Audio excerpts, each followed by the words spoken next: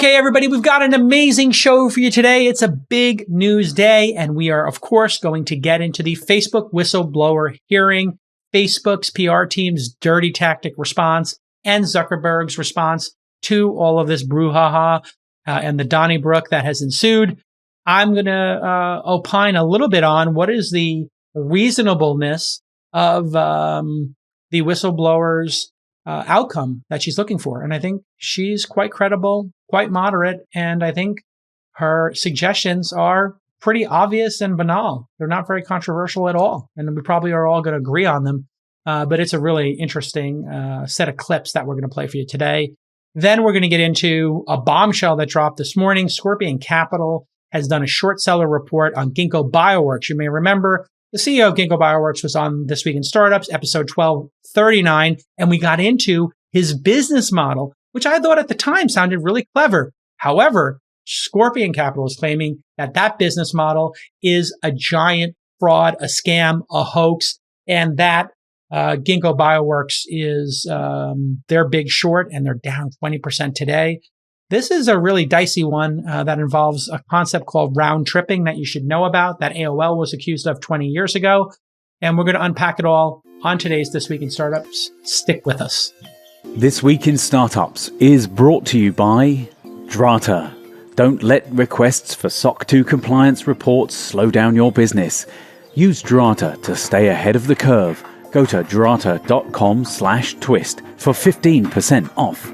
Dell's XPS products were built with entrepreneurs in mind. With increased mobility and longer-lasting battery life, you can stay productive on the go. Sign up for a free consultation and a 5% off coupon at launch.co/Dell. And Disruptive Advertising. Sign up for a free marketing audit at disruptiveadvertising.com/twist. Plus, if you go into business with Disruptive, you'll receive a $250 gift card and a free Friday to Sunday ski trip in Utah. In our first story, Facebook whistleblower Frances Haugen went before the Senate yesterday and did a great job. I think she was well-spoken and I think moderate in her proposed solutions for the challenges of social media. Facebook circled the wagons and came out swinging. And in fact, many of the Facebook surrogates, the people who are one or two steps removed from Facebook, were out there attacking her, including their PR team. So let's break down the hearing before we get into what's going to happen to the whistleblower, because it's almost like a classic playbook to discredit and attack, diminish and maybe even try to demoralize these whistleblowers. And that is the strategy, and it's happening, which we knew would start happening after Sunday. So on Monday's show, we here at This Week in Startups, we did cover Frances's 60 Minutes appearance. That was the warm-up, obviously, before she went before the Senate Subcommittee on Consumer Protection for about 2 hours. And we're going to break down some of the key moments here, and maybe talk about some of the insights. Before we do that, we should be clear about what her goals are. And I think that's part of this. We are obviously now entering the phase of attack the messenger, and let's figure out what the messenger's motivation is, right? And I guess that's valid, right? You do have to think about who is making these claims. Why are they making these claims? Why are they making these claims now? And maybe what are they hoping to get out of this? Sometimes you will see this and somebody has got an axe to grind. Maybe they were fired. Maybe they didn't get their stock options. They didn't get a promotion. Or sometimes it's virtuous and they are doing this because they believe it's in the best interest of society, or maybe they have some ideological position. But let's hear it from Frances herself. A 1-minute clip, and I'll talk to you on the other side. During my time at Facebook, I came to realize a devastating truth. Almost no one outside of Facebook knows what happens inside of Facebook. The company intentionally hides vital information from the public, from the US government, and from governments around the world. The documents I have provided to Congress prove that Facebook has repeatedly misled the public about what its own research reveals about the safety of children, the efficacy of its artificial intelligence systems, and its role in spreading divisive and extreme messages. As long as Facebook is operating in the shadows, hiding its research from public scrutiny, it is unaccountable. Until the incentives change, Facebook will not change. These problems are solvable. A safer, free speech respecting, more enjoyable social media is possible. But there's one thing that I hope everyone takes away from these disclosures. It is that Facebook can change, but is clearly not going to do so on its own. Congress can change the rules that Facebook plays by and stop the many harms it is now causing. We now know the truth about Facebook's destructive impact. Okay, this is, I think, critically important. Number one, she believes the problems are solvable. She's credible and believes the problems are solvable. So she is not asking for Facebook to be broken up. She is actually saying we can make a social media landscape that is less polarized and that is safer for everybody, and that maybe doesn't have downstream effects on mental illness or politics, elections, misinformation. She's an expert on the subject. She's highly credible, and she believes it's solvable. I actually think it's less solvable. I think this is just one of these problems that, we've never had as a society. I don't know, billions of people on these platforms. Even if it was tens of millions of people, there's never been a town square that's 10 million people, and that one tweet or one TikTok or one story on Instagram or Snapchat could become the number one media object in the world. Same thing with YouTube. This has never existed in the history of humanity. She thinks it's solvable. I think it's less solvable, than she does. And her solution for solving it. Let's talk about that second piece. So A, she believes it's solvable. B, her solution is not breaking up Facebook. It's forcing Facebook to be more transparent and to publish all their research. So that is very interesting to me. This is not the AOC, Bernie Sanders, Elizabeth Warren, all rich people are bad, all capitalism is bad, giant conglomerates are bad, break them up, regulate them, tax them, shut them down. She's clearly not part of that camp. You do not get the Bernie bro, Elizabeth Warren, AOC squad vibe from her, do you? You don't get an anti-tech vibe from her either. The vibe I'm getting is, let's work together to solve this. So when she gets more specific, she says, listen, Congress should have a regulatory body where people like her can work on making algorithms safer. Anybody disagree with that? Anybody disagree that something this powerful and unprecedented should have some regulation? I mean, I'm not for over-regulation, but we're in a situation where there's no regulation. And you've got to remember with Facebook is, I wouldn't say left or right leaning. They're Peter Thiel leaning when it comes down to it. Zuckerberg and Thiel and that whole crew are very much in favor of no regulation. And they're kind of Ayn Randian in their objectivist. You can look up those fancy words. It basically means people should be, talented people should be allowed to do what they want and not be stopped by people in their ivory towers like politicians or the media or professors, right? They are anti-cathedral, and they're, more about the marketplace and the bazaar. Not bizarre as in strange, but the bazaar is in the marketplace of ideas. But I think for the rest of us, cigarettes, maybe we should regulate those a little bit. And the vape pens, there should be some regulation there. Those are pretty bad for society. Social media, it's having some weird effects. We should definitely think about it because the Russians are using it to screw with the elections. We should definitely have some regulation there. Her second idea is just publish all the research. I mean, is anybody against that? I mean, the only people who I could think would be against that is people who want to front run the research, like the internal people at Facebook. I mean, I think the reason Facebook is doing the research is twofold. One, they care. I do actually think that they care about what the research says. But two, I think they want to control the research and they want to control the researchers. So this is like, keep your enemies closer kind of situation for Facebook. If they bring the researchers in-house and they're funding them and they work for them, well, then they can keep this from escaping and they can control it and they can front run it, which is exactly what they did with this research. They are front running this research. They are massaging it. And that is why this person felt like they needed to front run, or they needed to leak the front running of the information. Does that make sense? I think we can all kind of see what Facebook is doing there. Buy the researchers, bring them in-house.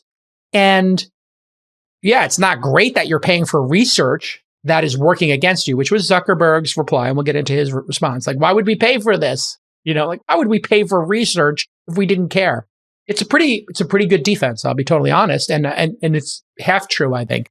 I think they do want to know and they do want to pay for this research because it is helpful for them. And I do think, they do have, I wouldn't say they have the users and the citizens' best interest in mind. I think they think first about the size of their company and the growth of it. And I think second, they do think about the customers, but it's in that order.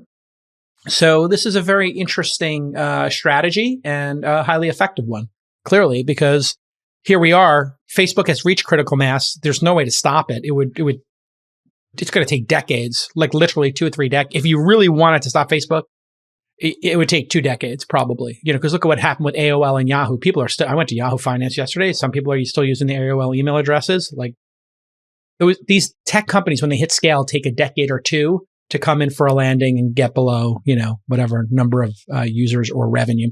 And third, she wants Facebook to reinstate something called soft interventions. What's a soft intervention? You remember where before you retweeted a story, it'd say, hey, why don't you take a look at the story and read it, dummy, before you tweet it, to kind of get people to be more thoughtful. And I would think warning labels would also fall under soft interventions, or for more information and linking to a credible source would be another soft intervention. I think another soft intervention would be saying, this is disputed information. This person has been suspended this many times for these things. So these kind of soft interventions are a way to steer things, maybe, and to throttle how quickly misinformation would spread. So the second somebody starts talking about, vaccines, if it said, hey, here's a link to people studying vaccines, here's a link to the CDC, supposed credible sources, obviously, we can have a really vibrant debate of what is a credible source in the world or a credible institution, right? After we've seen some institutions fail us or there's corruption in institutions. So who are you going to link to? I mean, some people trust the Wikipedia with its anonymous editors or editors using pseudonyms and everything in between. There are people out there who trust the information on Wikipedia more than they trust the information from the government. In fact, I could ask my live audience watching here, which do you trust more, a Wikipedia page or a politician? You got the same information. Would you trust the Wikipedia version or the politician's version on average? Just on average. Wikipedia page through anonymous process or politicians? It's an interesting question. In today's startup landscape, committing to security and compliance is vital for growth, and proof of your company's security posture has never been more important. As you scale, you might start to receive more SOC 2 requests from customers, and that's where Drata comes in. Drata is an advanced automation platform used by some of the world's leading chief information security officers, or CISOs. Drata will help you successfully meet requirements, support enterprise deal flow, and continually track compliance. Drata also helps customers easily prepare for and clear SOC 2 and other audits, so you can go from zero to audit ready in a matter of weeks. Need more? Take it from Philip Martin, Chief Security Officer at Coinbase. And here's his quote. It became clear to me right away that Drata is an engineering powerhouse. The solution they've developed is well ahead of other market players. Their approach to deep native integrations provides users with the most advanced automation available. So check out Drata's 5-star reviews on G2 and see why companies like ClearClose, Smart Recruiter, and the Good Face Project work with Drata for their compliance needs. Twist listeners can get 15% off and waived implementation fees at drata.com/twist, DRATA.com/twist. So these are pretty simple ideas and not all that dramatic or controversial. In fact, Mother Jones, which is like, I think it's best described as a socialist publication. I think they're kind of like that Jacobian or whatever that socialist publication is. Like they're the far left of the far left. They thought Haugen was going too soft. The Facebook whistleblower doesn't have the solution. Revolving door regulations never make anything better. If you believe that Facebook is producing significant harm, the solution that follows should probably be significant as well. As Evan Green, Deputy Director of Fight for the Future, told me, rectifying Facebook's invasive privacy practices could require a privacy law strong enough to effectively kill Facebook's current business model. So they're kind of jumping the fence. Like, it's not like 90% of people aren't having a, decent or good experience on Facebook, seeing their family's photos. It's a little ridiculous to think about like doing something as draconian as shutting down Facebook. I think, the algorithm being more transparent, the studies being transparent would be the next logical step here, right? That is the next logical step. And there are things you can do to make things more transparent that solve problems. I'll give Facebook some credit here. The Facebook ad library, if you just type in Facebook ad library, you can see every ad and the creative placed on for every different company or organization. They did this for politics to make sure that people didn't do these crazy Clinton ads again that the Russians were buying to try to create more strife here in our country on our original sin, racism, probably the worst part of America's history. I think most people would agree.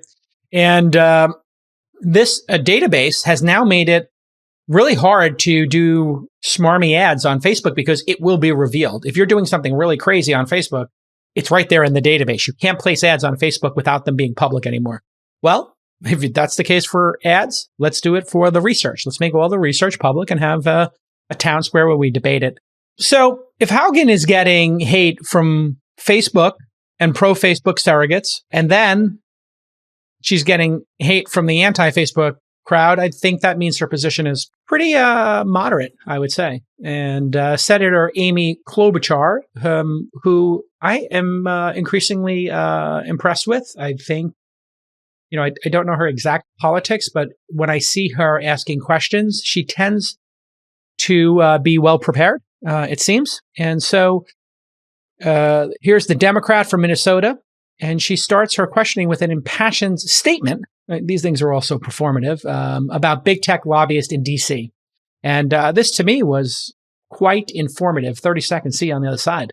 We have not done anything to update our privacy laws in this country, our federal privacy laws. Nothing, zilch, in any major way. Why? Because there are lobbyists around every single corner of this building that have been hired by the tech industry. Mm-hmm. We have done nothing when it comes to making the algorithms more transparent, allowing for the university research that you referred to. Why? Because Facebook and the other tech companies are throwing a bunch of money around this town and people are listening to that. Yeah, I would love to see her name names there. Did she take money from these lobbyists? Does the person sitting next to her take money from these lobbyists? The fact that there's, hundreds, thousands of folks lobbying and our privacy is not being protected and there's not new privacy legislation when you compare what's happening in California and in Europe. Privacy is a serious issue. We should have some legislation around that. Is there anybody here who wouldn't want more privacy regulation so that their information was kept more private and not recorded? I don't think anybody listening to this stream right now in this podcast wouldn't want to see more privacy protection. So here she is asking Haugen about Facebook and Instagram's impact on teen girls and body issues, which this is the reason why I think Facebook has now hit a very different moment in time. This could be the Icarus moment for Facebook, where they just flew a little too close to the sun. It's one thing, to ban Trump or not ban Trump, or to have Russians buying ads. We can debate those issues. They're super hyper political, but there's nobody who wants to see young teen girls have body issues, bulimia, anorexia. These are like the worst things in the world, right? Like nobody wants this to be increased in the world. And the fact that now there is a link between Instagram and teen girls' anxiety, depression, body dysmorphia is pretty damning. And this really does, I think, lean people more towards the cigarette company analogy or metaphor, or in their mind framing, versus the car metaphor that Mosseri, I think, the leader of Instagram, was sort of pushing. So here's 65 seconds from Klobuchar and Haugen. I'll see you on the other side. Another major issue that's come out of this, eating disorders. Studies have found that eating disorders actually have the highest mortality rate of any mental illness for women. And I led a bill on this with Senators Capito and Baldwin that we passed into law. And I'm concerned that this algorithms that they have pushes outrageous content, promoting anorexia and the like. I know it's personal to you. Do you think that their algorithms push some of this content to young girls? Facebook knows that the engagement-based ranking, the way that they pick the content in Instagram for young users, for all users, amplifies preferences. And they have done something called a proactive incident response, where they take things that they've heard, for example, like, can you be led by the algorithms to anorexia content? And they have literally recreated that experiment themselves and confirmed, yes, this happens to people. So Facebook knows that they are leading young users to anorexia content. Yeah, so this is the perniciousness of the algorithm. When we build algorithms here in the technology industry, you're not really saying, here's what I want the algorithm to interpret the world. That's not really what's happening. It's more outcome-based. So you're telling the algorithm, run a series of experiments, look at all the data. And if somebody were to click on X, would they click more? If they click on Y or Z, do they click more? Okay, after clicking on X, if they click on Y, do they stay on the service longer? It's just might is right. The length of your session is what matters. The frequency at which you come back is what matters. We're just looking at outcomes with these algorithms. We're not looking at the journey, right? We're not looking at how you got there. We're looking at where you wound up. And if where you wound up was on YouTube, the intellectual dark web, or, worse, that's bad, right? And there was a specific case with Ben Shapiro. And if you watch Ben Shapiro's content and listen, he pushes the envelope on being anti-trans and, edgy sort of positioning socially. You might then get like Milo Yiannopoulos, who went from being, like a kind of a cheeky blogger when I met him in the 2000s to being like straight up like hanging out with white supremacists, and just crazy. All of that kind of algorithmic shaping of your behavior and leading you down rabbit holes has been proven over and over and over again. The Wall Street Journal, the New York Times, the studies, they all show an algorithm will lead you down the path of incredible Mark Knopfler and Dire Straits bootlegs, or it could lead you to white supremacy, anorexia, body dysmorphia, or, some obscure sexual preference, or niche sexual preference that maybe you didn't want your children to be looking at on TikTok. Literally, there's a Wall Street Journal article about that. There has been entire New York Times series on the YouTube, rabbit hole, and where that will take you. And of course, now Instagram. So if you look at that, 3 different platforms, what do they have in common? They're all algorithmically generated content social networks: TikTok, YouTube, and Instagram. All 3 of them rely on the algorithm to increase your time on site. They all worship at the altar of the algorithm and the outcome. Algorithms and outcomes are a great way to build a large business. It's not a great way to build a high-functioning society. So that is what the world is coming to, something we've all known in the tech industry for a long time. I'll be totally honest. We all know this. And I've been there when the conversations occur. The algorithm, we don't know exactly what it's doing, but it's working and things are going up and to the right, and everybody's in the board meeting. Woohoo, up and to the right. We're all going to be rich. And oh, we're winning. We're seceding. And it's kind of secondary to people to know what the fallout is, or, we'll see what the fallout is when the fallout happens, and we'll clean it up then. I mean, I do actually think Zuckerberg's belief is might is right. He has a Peter Thiel kind of approach to this, which is no regulation. How dare you try to stop people who are building stuff in the world? And it's in a like that objectivist Ayn Randian, I'm going to build it. You can check me in the review mirror because I'm going. And if you want to try to stop us, feel free. But we're going to just keep building. And this sort of defiance you see in their response to all of this scrutiny. Dell for Entrepreneurs wants you to stay connected to your business no matter where you are. In a world where you can work from anywhere, why would you let technology hold you back? Mobile-ready devices such as Dell's Latitude line of tablets pair with Verizon to give founders the power to stay connected wherever there is cell phone service, so you can stay productive as you scale your business with the confidence of secure connections. No more relying on public Wi-Fi, which is a disaster because it's usually way too slow and you're going to get hacked. It's that simple. So stay confident that your connection is secure with Dell's mobile-ready devices. I love my Dells. I got Dell monitors and computers and laptops everywhere. Dell is the greatest. Thank you so much for supporting this podcast and for supporting me for 3 decades. I've been buying, oh my God, it's 4 decades. I've been buying Dell since the 80s and I love them. So go to launch.co/Dell to get connected to Marcus, a manager at Dell for Entrepreneurs, for more info and to unlock exclusive discounts like 5% off. Once again, launch.co/Dell to get connected and save that 5% today. Thanks, Dell.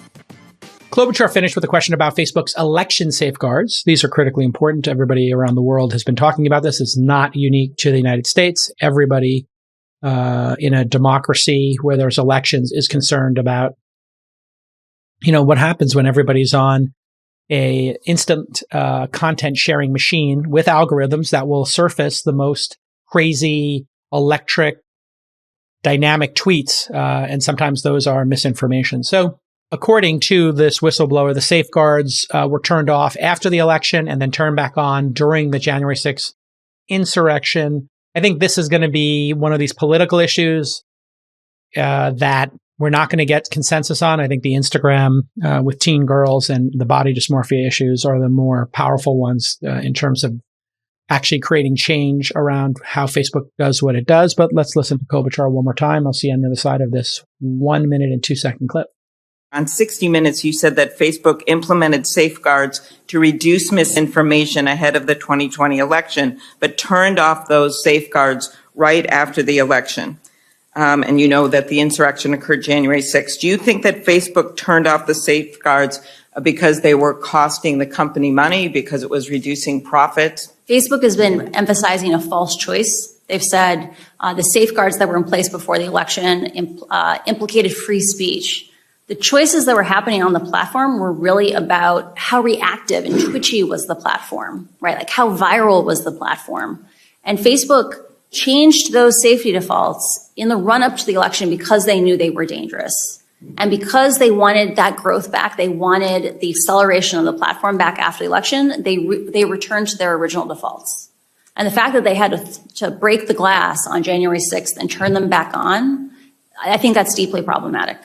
Agree. Thank you very much for your bravery in coming forward. So this is interesting. I don't think we actually understand this breaking of the glass and this safeguard. We really need more information on it because the safeguard could be a good thing. Before the election, they put on a safeguard, which would, it seems, because we don't exactly know. Again, this is where transparency would be very helpful. But it seems that this ability to throttle, it seems, I'm inferring something here, I'm guessing, it seems like they are able to throttle the virality of the platform. In other words, you put out something that, is a Pizzagate or Russiagate or, pick the gate. It doesn't get amplified as fast. It doesn't go into everybody's feed as fast. This would then mean when you're sharing information, it gets shared amongst your a smaller group of people, but it can't go viral. And if it can't go viral, well, that's going to decrease the time on site because it might be that Pizzagate, that, or, the Clintons are aliens and all this wacky Alex Jones stuff on one side. And then on the other side with the Republicans, that Trump is a Manchurian candidate. Those things could just go right to the top and impact the election. So they could also be Gangnam Style. It could also be Squid Game. It could be also be, I don't know, this celebrity's dating that celebrity. Stuff that drives people to the platforms, right? If you were to throttle these things, then the Kanye crazy tweet storms that we see every, 9 months, they wouldn't surface for you. You'd have to have search for Kanye to see those. Does that make sense? I think that's what this is doing. Now, when January 6th happened, what do they do? Oh my God. Now we're going to have other people start driving to the Capitol with their guns because they think we're in the middle of a revolution and that they could win it. Like, here's the thing. 1% or 2% of either party's base is mentally ill, right? What's the acute mental illness percentage of any population in the world? It's just the law of big numbers. My fan base, as modest as it is here and brilliant and engaged, and good looking, generally speaking, there's going to be some crazies in that. Any group's going to have some people who are deranged. Well, the people who showed up on January 6th, some percentage of them were truly deranged and they brought guns. Now that stuff starts trending on Facebook or Twitter or whatever platform. What if some person suffering from mental illness who's a 2-hour drive away just says, this is a great opportunity for me to go out in a blaze of glory to, be famous forever in their deranged mind. And I'm going to go shoot up a building. This is what happens. You have to be careful with these tools. And now we know they have a circuit breaker. So the question is, why is that circuit breaker not built in? Like, if we know that these safeguards keep things from going viral and, keep things from getting out of hand, maybe that should be the default. And defaults matter in tech. We have a saying, defaults matter.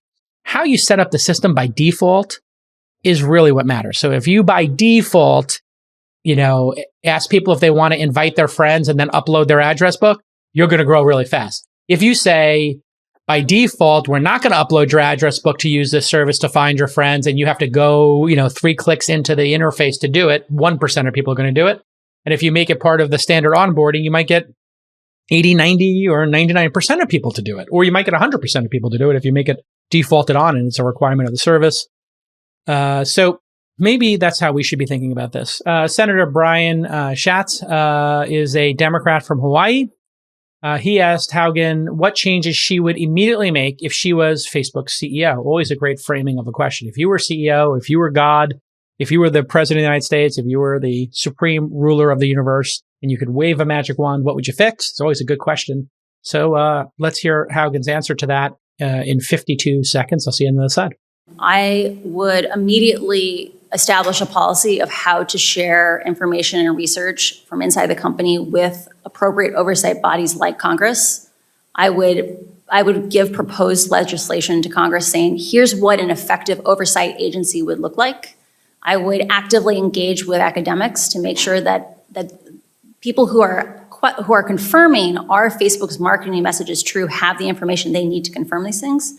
And I would immediately implement the, quote, soft interventions that were identified to protect the 2020 election. So that's things like requiring someone to click on a link before resharing it, because other companies like Twitter have found that significantly reduces misinformation. No one is censored by being forced to click on a link before resharing it. All right. So recapping some of the stuff we talked about earlier. Again, these seem like they're telling her if she was CEO, what would she do?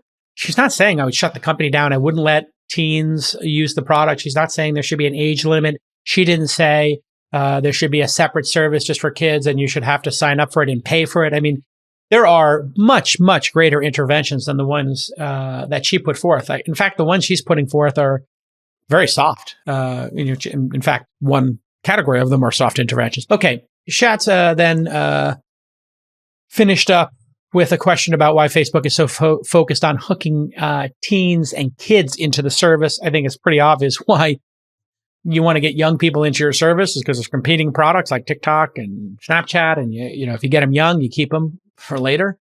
So here is Haugen's 40-second answer. Facebook understands that if they want to continue to grow, they have to find new users. They have to make sure that the next generation is just as engaged with Instagram as the current one.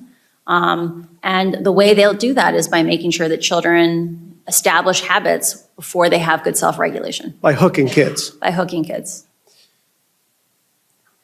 I would like to emphasize one of the documents that we sent in on problematic use examined the rates of problematic use by age, and that peaked with 14-year-olds. It's just like cigarettes. Teenagers don't have good self-regulation. They say explicitly, I feel bad when I use Instagram, and yet I can't stop. We need to protect the kids. Yeah, and again, this is the most powerful argument. We all know kids don't self-regulate. I mean, we were all kids at some point. Kids do stupid stuff. There's a speed limit. Kids will exceed it. There's a rule. They're going to break it. There's a boundary. They're going to push it. Their frontal lobes are not yet fully developed. That still happens into their early 20s, if you look at the research. So having kids make any kind of a critical decision, you want that to happen when they're 21, when their frontal lobes and they start thinking about long-term ramifications of their behavior.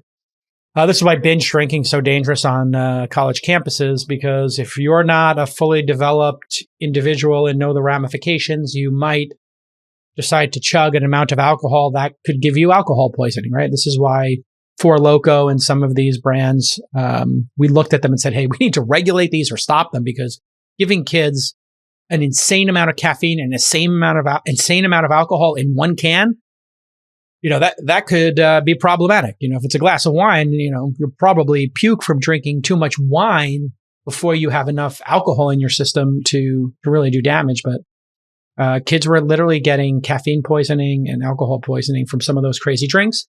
And as a society and as entrepreneurs, I think that's a pretty good analogy for social media. It's kind of like Four Loko, is a kid should they be drinking alcohol at that young age? No. Should they be drinking copious amounts of caffeine? No. Should you put both together and put a funky logo on it and make it fun?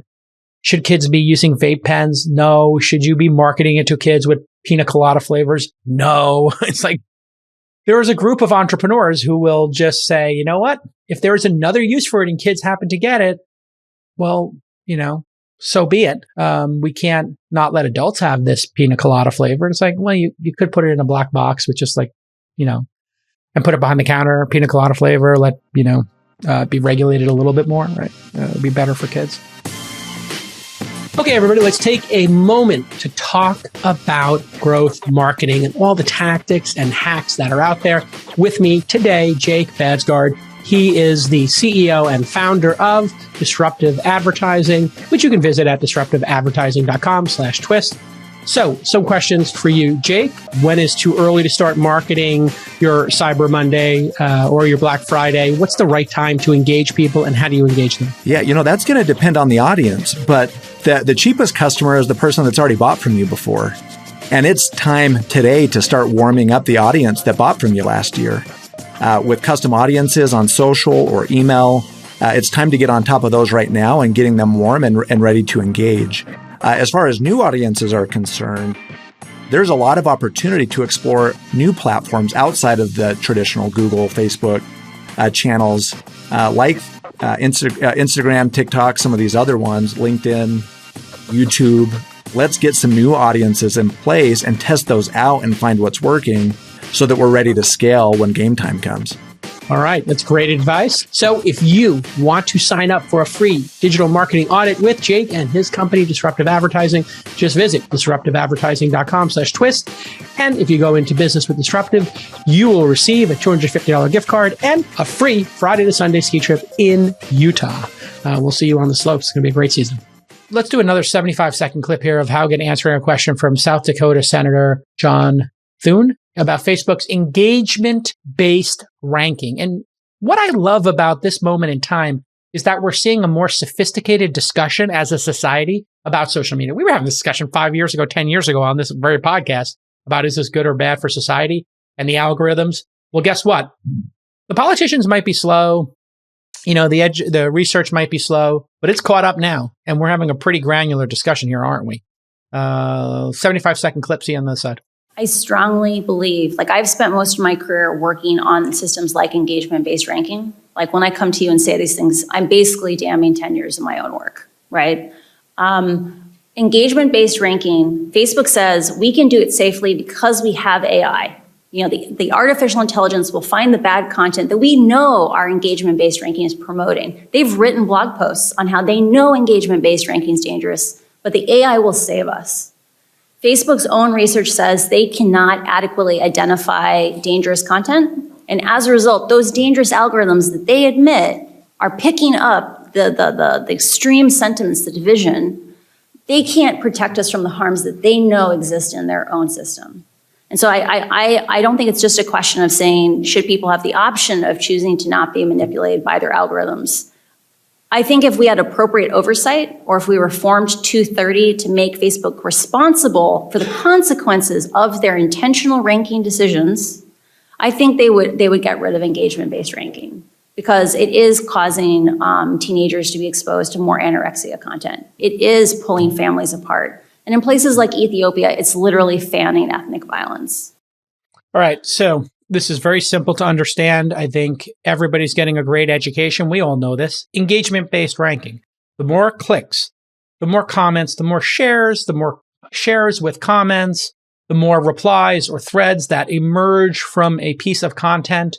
Well, that means share it more, surface it more, get more engagement on your platform. And what she's saying, very clear, and I think it's easy for anybody who's listening to this show to understand, is, hey, you don't know if the reason that is doing so well is because it's racist, or it's hate speech, or it's misinformation, or it's political lies. Lies will have a higher engagement-based ranking than truths. Things that are logical and simple are not worth sharing, right? Like if I tell you, like, if the sun rises, and the sun sets, and there's the population is X, and the weather is Y. Is there any reason to share that? No, it's just a fact. It's just very simple. Truths don't get shared like that. For those of you who don't know what Section 230 is, I'll just read to you what it says. No provider or user of an interactive computer service shall be treated as the publisher or speaker of any information provided by another information content provider. It's a fancy way of saying if you run an online service, you're not responsible. If you run an open platform, you're not responsible for what people say on it. They're responsible, right? And this makes complete logical sense. Section 230 is, I think, pretty solid in terms of as a rule, because we do not make Verizon or paper companies responsible for what people write on paper or what Verizon users say over the phone. Now, there are some differences between what Verizon is doing and what paper and journals in the world do. They don't have an algorithm surfacing things and putting on the top. So if a paper company said, we're going to watch all million letters written, and we're going to take the one that's got the highest engagement ranking, and we're going to send it to everybody in the world, well, that would be different. So when you have an algorithm, then I think Section 230 needs to be revisited. And you need to say, listen, if you're going to rank things, if you're going to promote things, and you're going to have your own algorithm, then you're going to need to rethink it. And a possible solution there would be what Jack said about Twitter, which is maybe people will bring their own algorithm, and we'll go back to reverse chronological order. Reverse chronological order just meant whoever you follow, we give you their content in reverse chronological order. The newest stuff is up top, the oldest stuff is below it. And you can, in fact, set your Twitter to that. And I think there's somewhere deep in the Facebook interface the ability to just say, show me everything, and show it in reverse chronological order. That's how these systems worked originally. And then they found out when you did an algorithmic-based surfacing of interesting things, people came back more. So if you had 100 posts in your feed, and post number 98 was, a wedding, an engagement notification, or a bar mitzvah, or a sweet 16, or a baby announcement, or a graduation announcement, man, those things would go viral. Everybody would place comments. Oh, congratulations on your engagement. Oh my God, what a beautiful baby. So that should go up top, right? As opposed to the first 10 posts that you looked at chronologically might not be that interesting, but that 98th one was. That was the virtuous version of this. That's long gone. So if we go back and, we look historically back on episode 1132, I had the Acquired FM boys on, and we talked about the Section 230 hearings. During those, Jack Dorsey proposed this exact solution. So let's just go back to October of 2020. Jack with a strong beard game talking about Section 230 and BYOA, bring your own algorithm, 33 seconds, see you on the side. And finally, much of the content people see today is determined by algorithms, with very little visibility into how they choose what they show. We took a first step in making this more transparent by building a button to turn off our home timeline algorithms.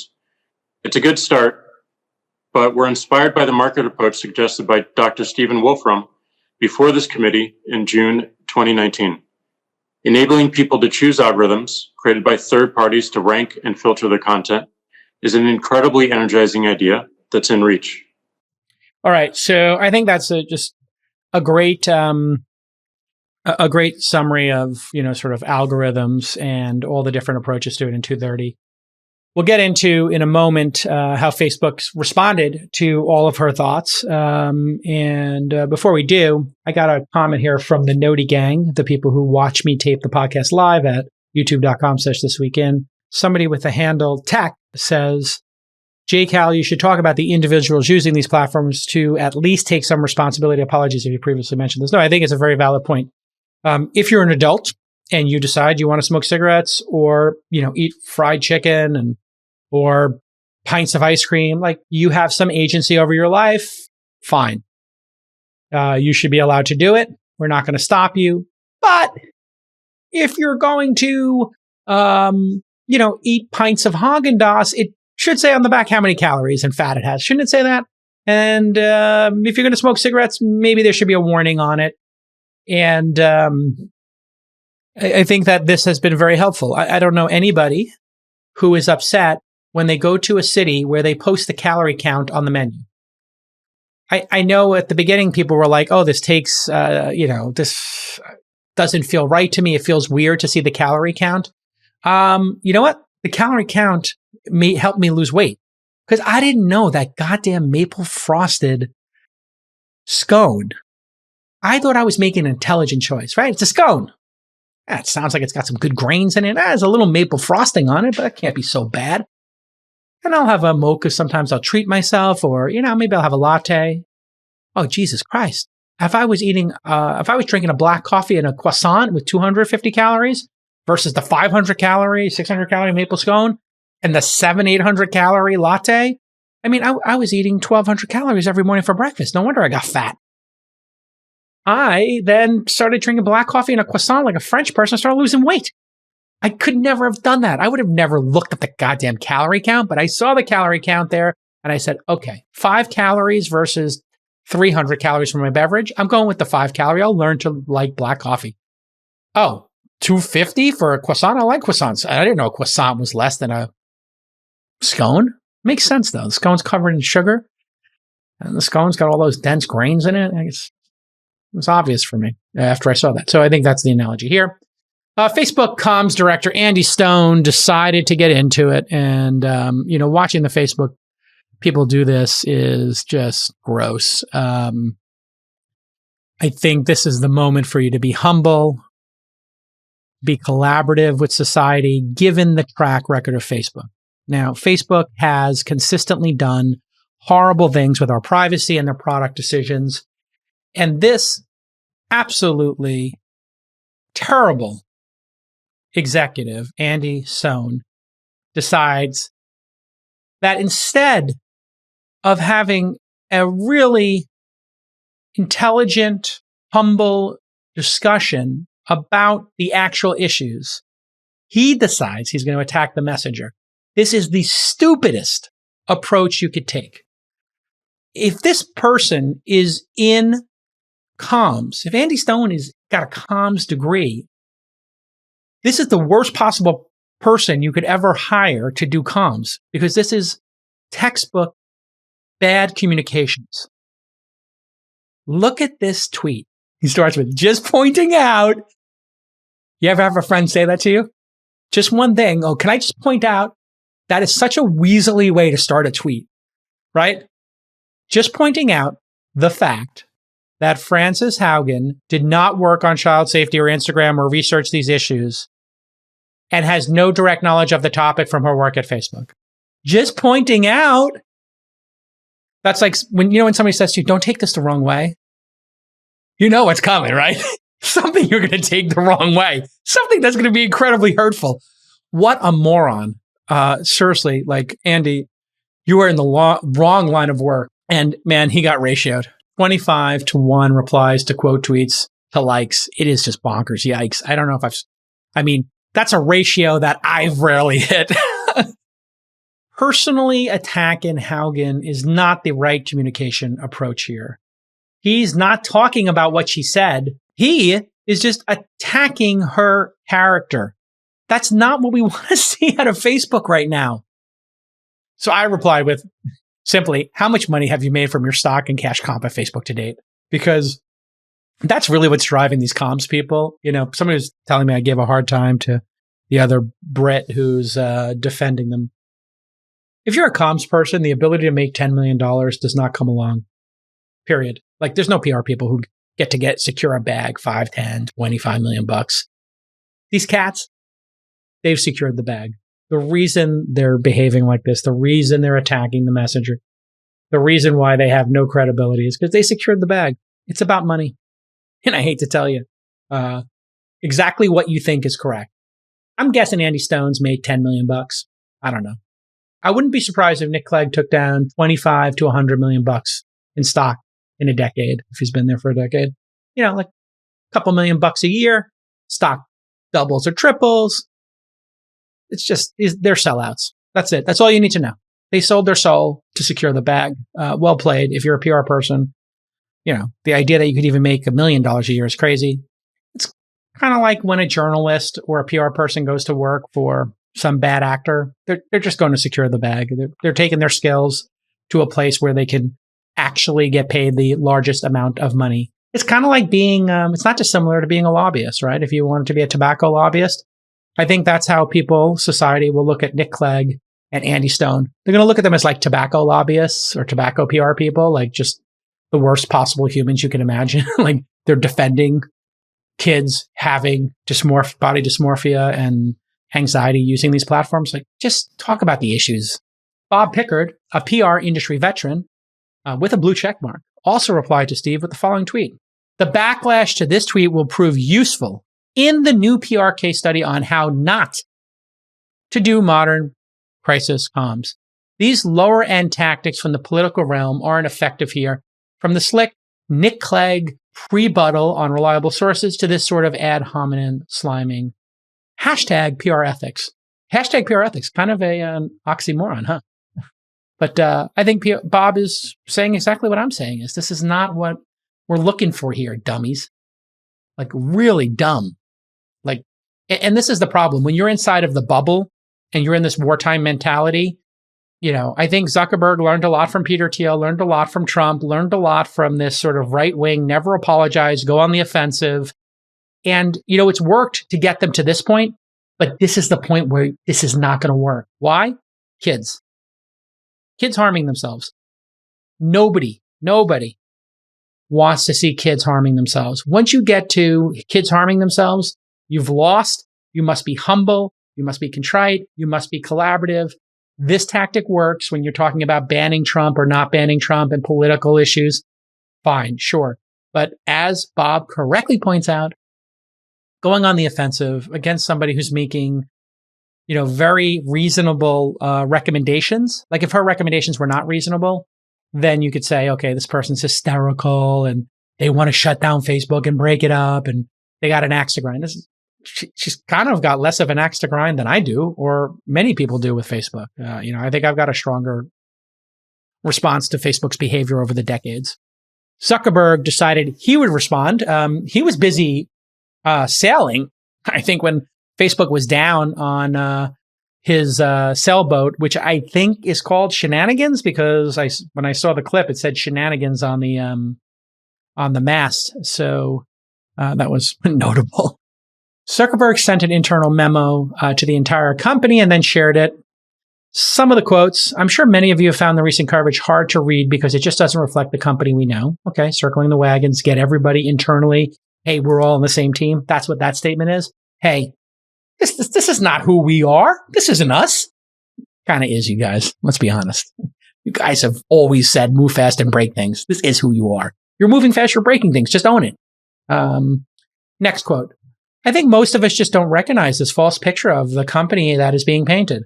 Again, he's trying to use a very persuasive technique here, like, this isn't who we are, right? The we here, this is not how we look at this. At the heart of these accusations is the idea that we prioritize profit over safety and well-being, and that's just not true. Kind of is. If you're building the algorithm and you're just sending people down rabbit holes, that is the case. The argument that we deliberately push content that makes people angry for profit is deeply illogical.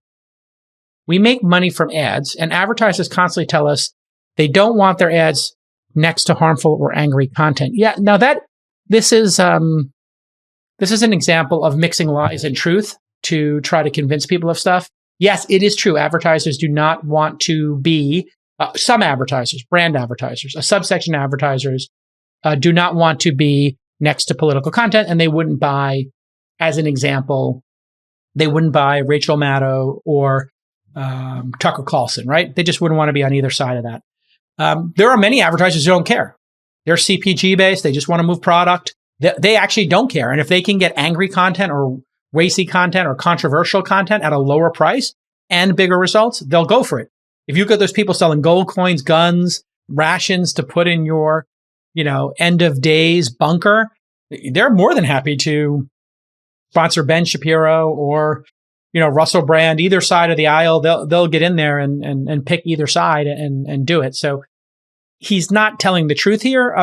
He's telling a truth and leaving out the overall big picture. People do want to be where the eyeballs are, period. So the truth of this is, if you get more eyeballs on Facebook, yes, certain advertisers like Coca-Cola or Disney might not want to be next to political speech. They don't want to touch that. The NBA, they just want to appeal to everybody and keep it very milquetoast. But that doesn't mean they're not going to be drawn to the platform overall. And so this is basically the devil mixing lies with truth. I'm not saying Zuckerberg's a devil, but this is the devil's technique of communication. Mix lies and truth to try to make your point. And once you deconstruct it, it's obvious what he's doing there. I've spent a lot of time reflecting on the kinds of experiences I want my kids and others to have online. It's very important to me that everything we build is safe and good for kids. Okay. He's pulling his own kids card. Great. It's a classic way to do it. Like, I would never want to hurt children. Meanwhile, your PR people are attacking the messenger and not talking about the real issue. We've also worked on bringing this kind of age-appropriate experience with parental controls for Instagram too, but given all the questions about whether this would actually be better for kids, we paused that project, take more time to engage with experts and make sure anything we do would be helpful. So what he's saying is, we got caught, we got called out for doing Instagram Kids, and we pumped the brakes. So you can be sure that they would have gone full blast ahead with Instagram Kids if they hadn't been questioned. So again, I find that a little bit of a weak defense. Like many of you, I found it difficult to read the mischaracterization of the research on how Instagram affects young people. Yada, yada, yada. And it's disheartening to see that our work is taken out of context and used to construct a false narrative that we don't care. Frustrating to see the good work we do mischaracterized, especially for those of you who are making important contributions with safety, integrity, and research. I'm proud of everything we do to keep building the best social products in the world and grateful to all of you. So what he's trying to do with this whole word salad here is to keep people from resigning. I think that's the big fear he has, is that he's not going to be able to keep great people at Facebook. I think it's becoming untenable to work at Facebook. If you're in Atherton or Palo Alto, like every conversation seems to be about Facebook, and everybody in Palo Alto and Atherton either has made money from Facebook or sold a company to Facebook. So the Facebook money is just sloshing around this town, and it's just very hard for people. It's so myopic here. Like, it's just this like obsession of talking about Facebook is it good or bad for society, while it's just the money is just sloshing all over the place from it. I don't think any of this is a mischaracterization. As Nick Clegg is saying, and they're circling the wagons. We should wrap this up at this point. I think we've been talking about it for an hour on one. I'll just say, I think that this is an existential moment for Facebook. We knew it would come eventually. And I would think we'll see people resigning from Facebook would be probably the biggest impact this will have. I think regulation is going to be very hard. I think they'll self-regulate. That's my guess. And self-regulation will, it could be headwinds, just like the Apple, anonymizing people's data and not letting them track people as granularly for advertising from Facebook. I think that these things are all just becoming headwinds, and the headwinds might be 1-2% against Facebook, and they might be growing 10 or 20%. So does it mean the company's going to stop growing? I don't think for a while, but I do think that it's going to be tough for people to want to go work there. I think it's going to be tough for people to see it as the stock you want to own. But many people bought the tobacco stocks even after a lot of those settlements because they just threw off a lot of cash. So Facebook's not going anywhere, but this is going to be something that people will talk about for the next couple of years. And the talent drain at Facebook is I think the number one existential problem. If you are at Facebook, it does not feel good to go to work. I know Facebook employees. I know former Facebook employees. I hear the buzz around the town. You tell somebody you went to work for Facebook, and people are just like, I want to say you're a pariah if you work at Facebook. But basically, the entire conversation leads to people goofing on or upset at you. And it just becomes like, it's literally like working for a tobacco company, actually. It's literally like working at a tobacco company. People are like, I could be friends with you, but I kind of don't want to talk to you about your work because I don't agree with what you're doing in the world. And that, for people who have made their money already or super talented people have choices of where to work. It's just not a world positive place to go to work. So I think the brain drain is going to be the biggest punishment for all this stuff. And what would be nice as an outcome would be have all of this research out there and to maybe rethink the algorithm and how quickly that circuit breaker should probably become the standard. If the circuit breaker was the standard, I think we'd all feel a lot better about this. Okay, we'll talk about this a lot more, but let's do another story. Scorpion Capital, a short seller, released a short report on Ginkgo Bioworks, and the stock is down around 20% so far today. Remember, we had Jason Kelly from Ginkgo Bioworks on episode 1239 of this very podcast. So that was this year. They are a synthetic biology company that claimed to have an interesting business model. They would develop products on a service-based basis. In other words, instead of them making the products, they would work with other companies, and they would essentially be the Amazon Web Services of synthetic biology, as opposed to other companies that were going to build the products themselves. We'll get into that in a minute. And Jason was well spoken on the program. I did get a couple of DMs that, hey, this company's a little shaky. Maybe they used other choice language. So I always take the approach here of let the founder speak on our podcast and let them explain their business model. And here we go. Here's Ginkgo CEO describing their business model in this 38-second clip. Let's talk about it on the other side. And by the way Ginkgo's business works is we're like sell programmers for hire. Got it. Okay, right? So I'm sitting in front of like a 200,000 square foot compiler and debugger for genetic code here in Boston. It's like robotic automation doing what I did back in grad school. And then we use that machine to basically program a cell to meet a customer spec. And then we give it to them and we make money like kind of like Apple would make money in the App Store, right? Like we get like a royalty or equity in their company or some reach into the value of the app. That's a fascinating business model. So what's an example of a company that sends you on a mission like this? All right. So I'll give you what I like. So there's a company called Kronos up in Canada. It's a Canadian cannabis company. All right. Altria owns like half of this company. Okay. So what you see there is he explains their business model. And I was like, well, that's fascinating. It's kind of like an incubator plus a service business. So this would be as if Amazon Web Services or Google Cloud or Azure from Microsoft said, hey, let's have you come in and we will, you pay us to do your synthetic biology research, but we get some upside. It's a pretty good business model, right? It's like an incubator plus service revenue. Kind of interesting. It would be like a development shop building your app and investing in your company. So we researched Kronos, and it seems like they don't share similar investors in Ginkgo. And if you look at Ginkgo, and we'll get to that in a minute, why that's important. Ginkgo build themselves as kind of an app store or AWS for synthetic biology. This would be a platform that other people could build on top of, right? So they did a SPAC back in May. at a $15 billion valuation. And we officially started tracking the DNA stock. So if you do a search for $DNA on Twitter, or you search for that, this SPAC was led by former head of MGM, Harry Sloan. I mean, that's a little bit of a mini red flag. I don't know what MGM has to do with DNA and synthetic biology. So we had a similar collapse for another synthetic biology company that we also had on the podcast on episode 1231. I had been hearing about synthetic biology from my bestie, David Friedberg, on All In. I said, okay, I said to my producers, what are the synthetic biology companies? Let's get JCal and the audience up to speed on them. Let's have them on and let's let them talk.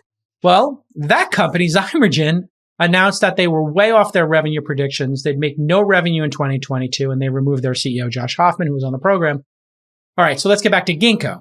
This morning, which is Wednesday, October 6, 2021, short seller Scorpion Capital released a report on Ginkgo's business model, calling it and then I'm going to put this in quotes, a colossal scam.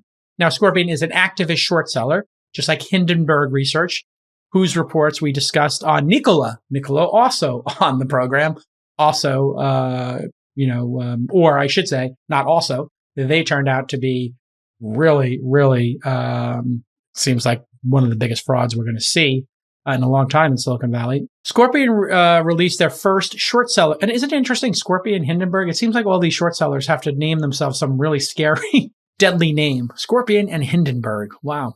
Very evocative.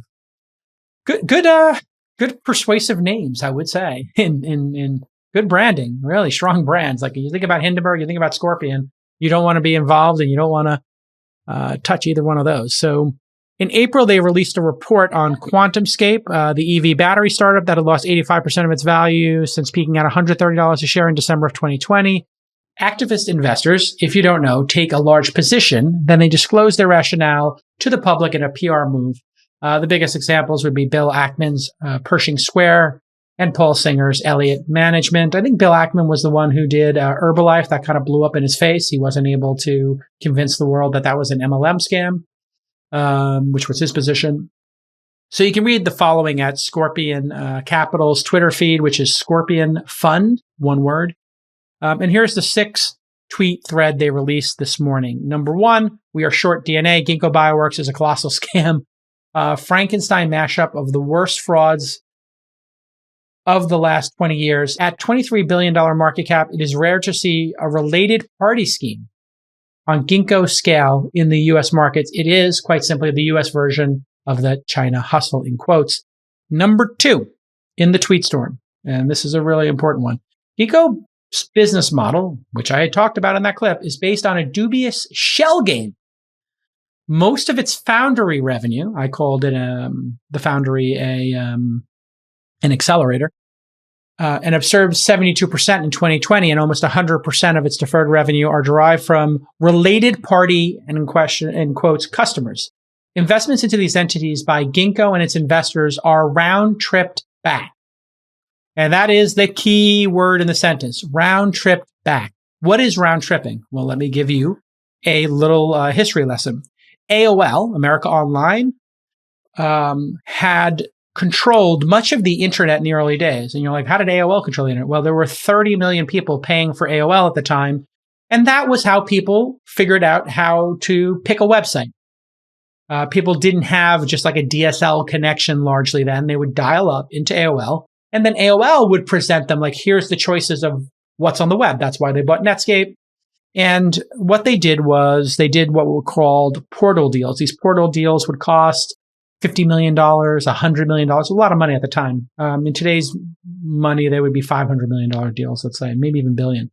So they would sell a company, I think it was like CD Now or Music something, the music category. They would sell somebody the auto category. So there would be somebody who was trying to make the Yahoo of autos or the Yahoo of music or CDs or movies. And they would say, okay, we would like you to pay us $50 million. They might invest in the company at the same time, $50 million.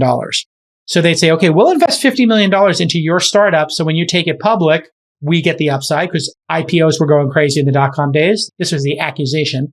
Then the money the sales department would say, okay, give us $50 million in advertising.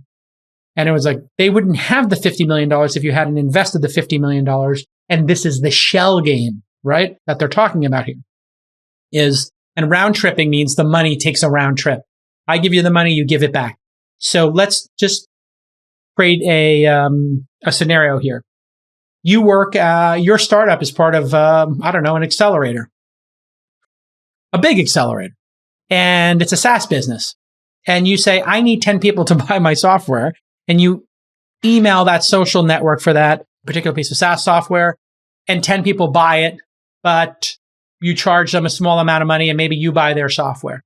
And now you got 10 paying customers and you go to VCs and you raise money. Well, this is what one person accused Y Combinator of doing in the early days. And I don't know that that's true. I don't have no evidence of it.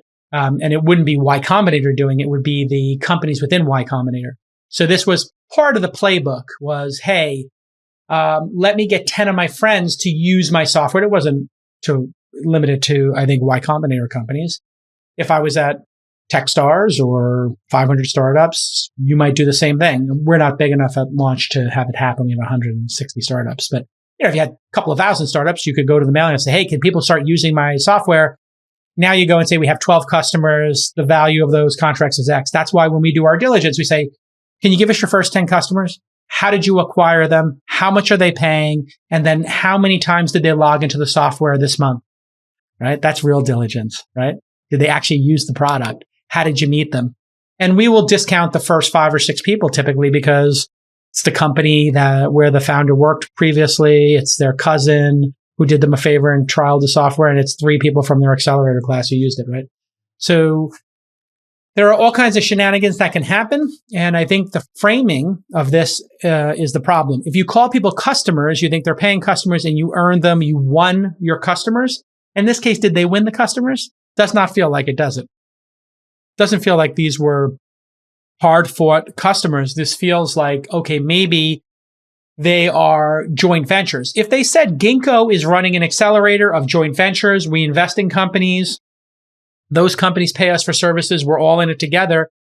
Yeah, sure, you could look at it and say it's conflicted, but it would all be above board. And I'm sure that will be Ginkgo's explanation of this.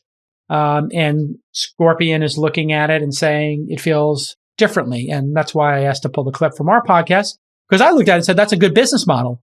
But it was presented to me as, one thing, and we'll see. Again, these are all accusations. I would encourage people to wait and see what the response is in all these cases, because Scorpion now has a position that they want this stock to go down. We saw the same thing with Tesla, right? They said Elon would never deliver the cars, and then he started delivering hundreds of thousands of them. And anybody who rode in them said this is the greatest car ever made. And all of the people who review cars said this is the greatest car made in the history of automotive companies. Like, this was not small praise. And there objectively were things like the NTSB or the safety rating saying this thing broke the rating scale. Like this, there's never been a safer car than the Model X.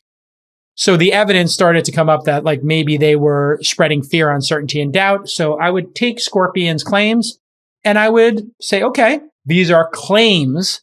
Let's hear the response from Ginkgo, and then let's look at what the reality is. And the reality, of course, is going to be between those two things. I think Herbalife was another example of this.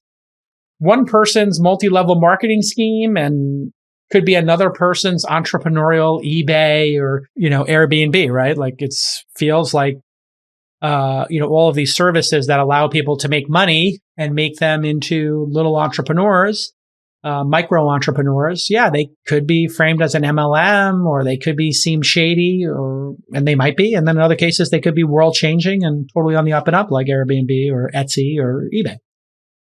So let's read the third tweet here from Scorpion Capital. We believe that Ginkgo is concealing the true extent of its dependence on related party revenue, and that it is even greater than it reports. We have uncovered a smoking gun that indicates that essentially all of its foundry revenue is derived from related parties. The allegation Scorpion is basically making here is that they manufactured their revenue. And so if you manufacture your revenue, you shape the revenue like this, and you call them customers and they're really joint ventures, that seems to be not kosher in my mind. But again, let's wait till we hear the response. These are certainly blockbuster allegations. The fourth tweet, the actual truth is far more nefarious than related parties and suggests that it is a hoax for the ages. Whoa, strong words. Based on interviews with its customers, we believe that at least half of Ginkgo's reported foundry revenue is phantom. That is non-cash and pure accounting hocus pocus. Okay. Phantom revenue. That is crazy.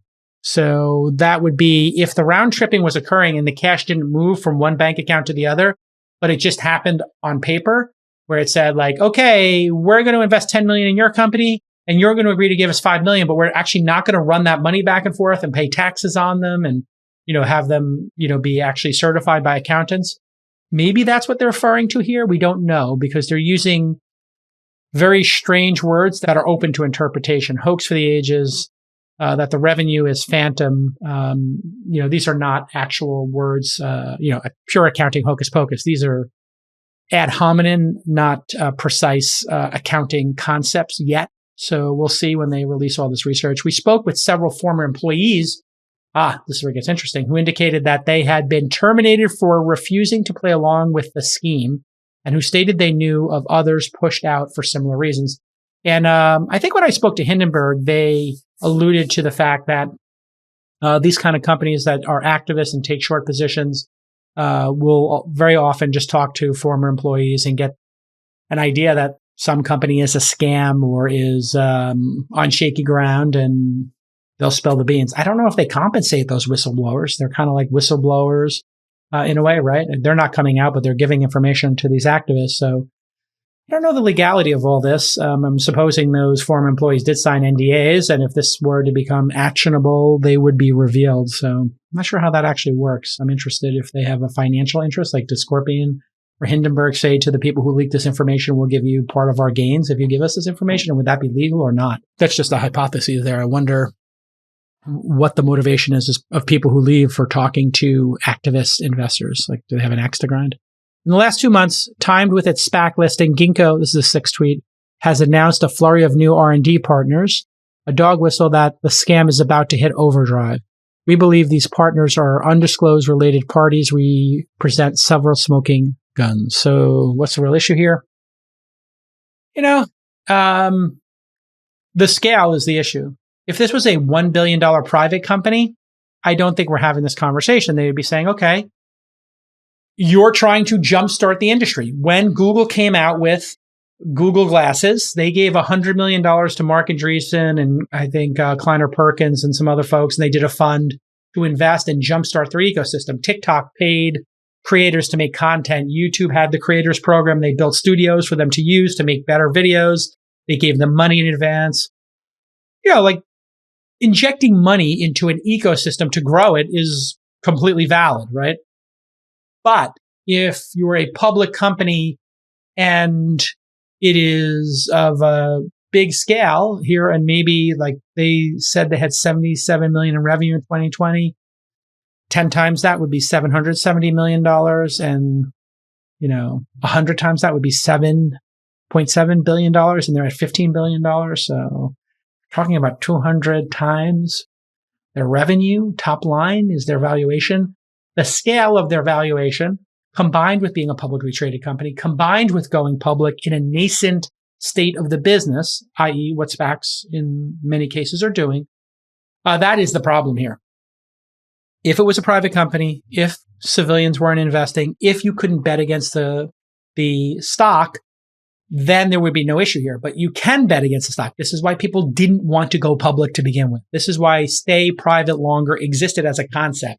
Because if you go out too early, let's say everything Ginkgo is doing is on the up and up, and if it was a $1 billion private company, all these sophisticated investors who were buying it could have said, you know what? We buy in. Go ahead, juice the market. Let's get the market going. Yeah, invest $10 million of our money in 20 different companies that are doing completely speculative stuff. We know that 18 of them are going to zero, but 2 could become, our blue chip customers who prove out the model, and then we'll go public. If it was done that way, this would seem completely on the up and up, and it probably would be no issue. But that's the issue here is the scale of these companies and the fact that civilians, the public, you and I, can go buy them. Hocus pocus revenue. Really interesting way to say it. According to Scorpion, a senior Genomatica employee told them that they never paid Ginkgo cash for R&D services, and they just used R&D credits, which were provided from large investments from Viking Global. who is also a large investor in Ginkgo. That is the smoking gun here. So Viking's an investor in Ginkgo. They make billions, let's say. I don't think we know how much of Ginkgo Viking owns. That would be good to know. If Viking Global made $1 billion from there, I'm just making a number up here, but let's say Viking Global made $1 billion in profit from their Ginkgo position. And then they said, you know what? We think we can make 10 billion. We want it to 10x from here. Let's invest hundreds of millions of dollars in our profits. We'll bank, we'll bank 750, but we'll take 250 and we'll invest in a company, Genomatica and 10 other ones like it, so that they can then go use Ginkgo services and we'll jumpstart an entire ecosystem. Well, that would be fine if these were private companies and there were no civilians buying the stock, and if it was presented as such and it was super clear. I guess the issue is going to come down to here is, are you counting R&D credits, and are you propping up the stock price of one company by investing in others? And then was it done transparently? That's all going to be the issue here. If you were an investor in Airbnb and you decided to invest in 10 property management companies, let's take that as an example. So let's say Airbnb is worth $1 billion and they're doing $50 million in revenue, and you're a rich venture capitalist who owns 10% of that company. You have a $100 million position. You say, you know what?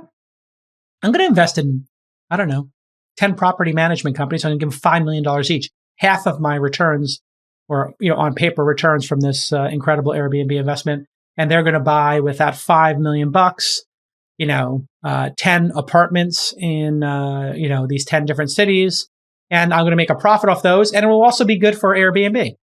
Well, okay, you're not propping it up because it's a real business. People are renting those apartments. You're just making a savvy bet based on insider information that you have, that the model works, but it's also helping your other investment. Well, that would just be investing like in a movement. You're investing all across the board, which is kind of what we do here in Silicon Valley. If you believe in cloud computing and you have an investment in Slack or Yammer before that, and you see other opportunities, Zoom is similar to Slack, and this other Notion kind of works well with Slack. You're just investing in a theme, right? So the question here is Viking Global investing in a theme here, or are they propping up the company as Scorpion is kind of alleging they are doing? So very interesting case. We'll watch it. And synthetic biology might be such an emerging technology that these companies shouldn't go public. And this is the sort of Achilles heel, I think, of the entire movement of SPACs, which is companies that are nascent need time to figure out their business model, not be under scrutiny. And, I'm not saying that they're cutting corners, but they're doing things that are things you do when you're trying to manifest a market. So there you have it, folks. Maybe this company shouldn't have gone public.